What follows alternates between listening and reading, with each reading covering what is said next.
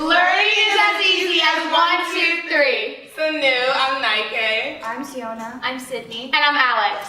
I'm Emily, and today I'm introducing the Churchill Orphan Care Group. This week we had the pleasure of getting to know Tama and the children, such as Abdul, Hawa, and Habiba. We want the best for these children, and while creating these solutions, we have thought of them as our own. We've created what we feel to be the best possible solutions that will improve the educational and social part of their lives.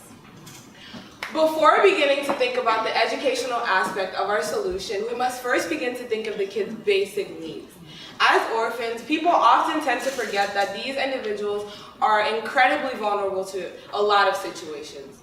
When we had the pleasure of speaking to Tama over long nights and breakup calls, bad connection, we've had the pleasure of having her stay up so late at night just to talk to us. And what we've learned about her is she's an extremely family-oriented person, which gave us the idea going into this that this needs to be a relationship with us, Tama, a relationship that involves trust, communication, and faith.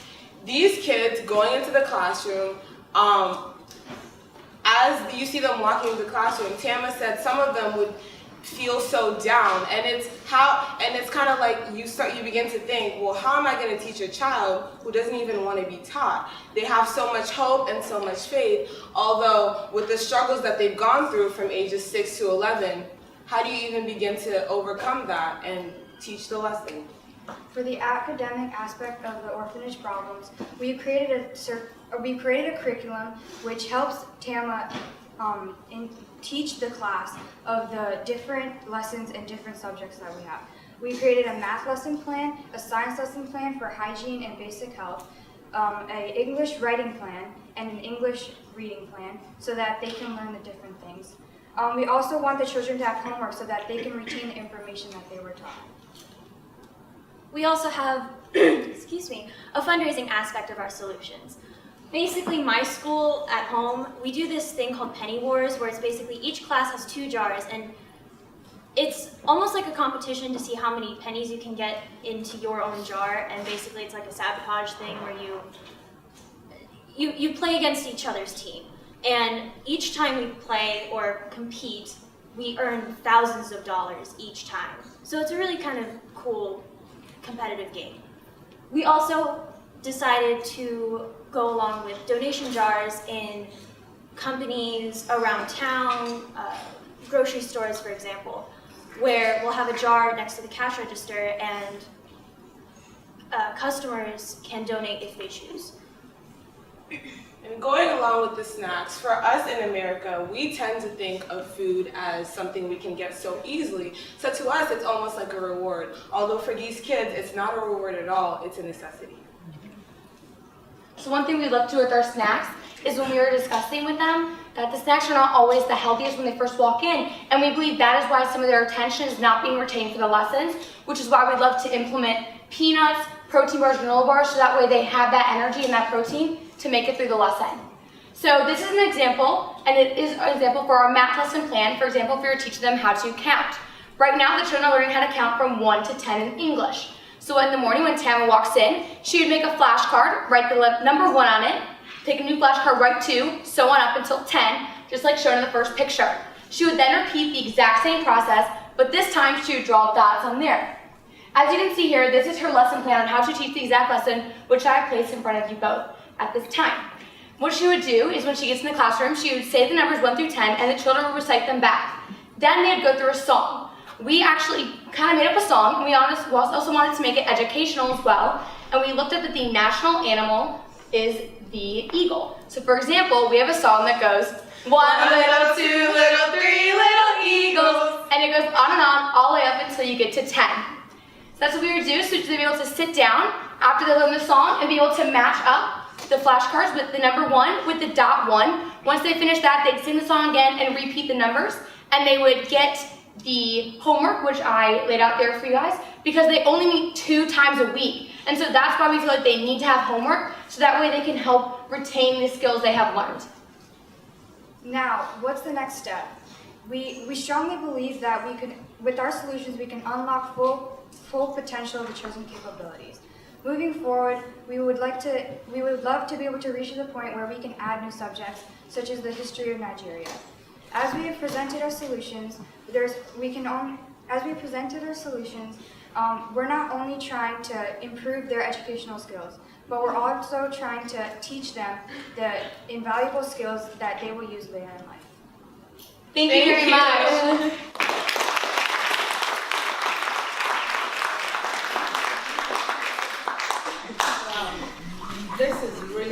This is fantastic. You ladies did a good job. Thank you so much. Orphans kind of touch my heart a whole lot more than, and I know that most of them come from homes where they're living with uncles and aunties because their parents are no longer there. That's what made them orphans. And most of them coming without breakfast. So the fact that you were thinking of providing some kind of snack is a big plus. And in fact, in some schools now in the north, they are beginning to give free breakfast. They're giving them free breakfast, they're giving free lunch. Because most kids come to school hungry. So this is nice. I love what you said about building relationship with relationship with trust, commitment, and faith. And that is very important because these kids have been through a lot in their little lives. I mean, they've only been here a short time, and they've been through things that most adults will not even begin to deal with. I love the idea of the donations through the grocery stores. I can see that now where even in restaurants you have boxes or you have, little cartons, cardboards, with a whole slit in it that people, after eating and drinking, they want to drop something in the pan or in that container. That's beautiful.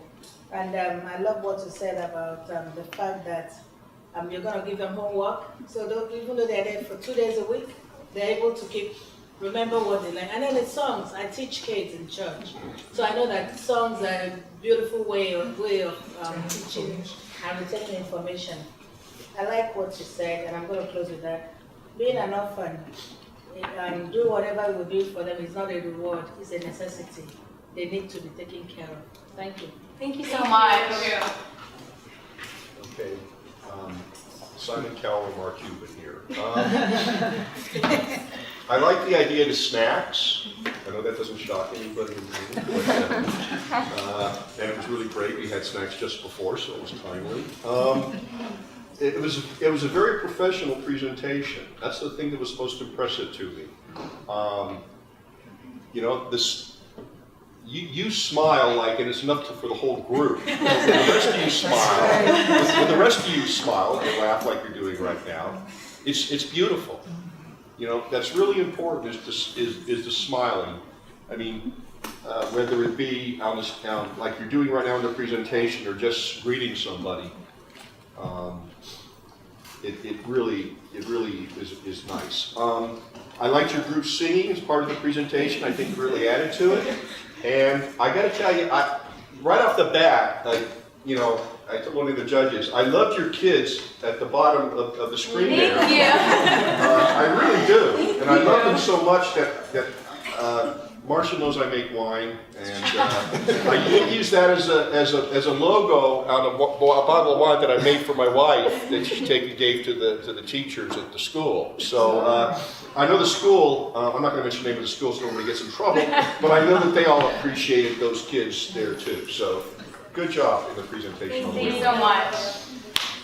So, great job to all of you. You're all incredibly articulate. You barely looked at your notes. You were very confident, and it made me want to hear more of what you had to say. I love the picture at the beginning because I immediately connected to your client, your customer, and to the purpose of what you were doing. You set the tone for your project at the beginning, talking about, as you described, Stella, the struggle of orphans. So immediately, this was a real challenge that I could understand. The singing, I agree. You all have beautiful voices. It was well choreographed, and that was it was a surprising but very nice element that I think kept the audience engaged. Related to that, you were enjoying yourselves. This isn't meant to be a torture session. This is meant to be a group of people that care about an issue and want to communicate the fact that they care about this. And so to the degree you maintained eye contact, that you smiled, all the rest of it, that was incredibly important. And then very last, this is also stylistic because the substance has already been talked about. It was a very good solution to a very clear problem. You maintained a rhythm to the presentation. You never lagged, and no one was confused. You kept going. You were working together as a team. I didn't feel that I was looking at a collection of individuals. I felt that I was looking at a real team. So great job. Thank you. Thank you so much. Okay, first, actually everybody is entertained by your presentation, the way you put it together and whatever. So I'm just imagining that if you put all these things together, as we are entertained, then I begin to imagine how the kids will be so excited to go through your curriculum and lesson plans. And the other thing I look at is that the connection you have between you and the teacher and the orphans, they're kind of like, you're really excited deep within, like this is what I want to do, and it makes you happy. So that's really matters.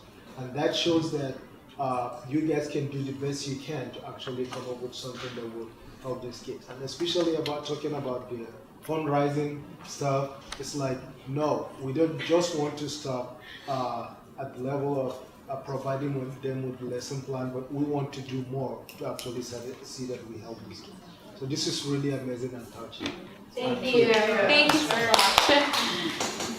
You're the team that'll do everything to win, and I love every part of that. If you guys might have noticed why you guys are all getting snacks, Alex was talking to the judges. You guys were so amazing during the week. You all added to each other. Simon's right, you guys are like a puzzle piece, and you each figured out where you all fit into your presentation. And you made sure every single person added to the next part of the presentation to make a better whole. I don't see that too often. And I did watch you guys practicing this week. You're definitely working with each other, and that's not every team does that. Some teams just watch, like, oh well, that's the way he's going to do it, or she's going to do it. You guys worked with each other, and you weren't like nervous about doing that. You seemed all like to be open to becoming better individuals to make a greater whole, and that's just so impressive. So you guys, just give them a round of applause. They're amazing. Join the International Leadership and Business Summit. Transform the world.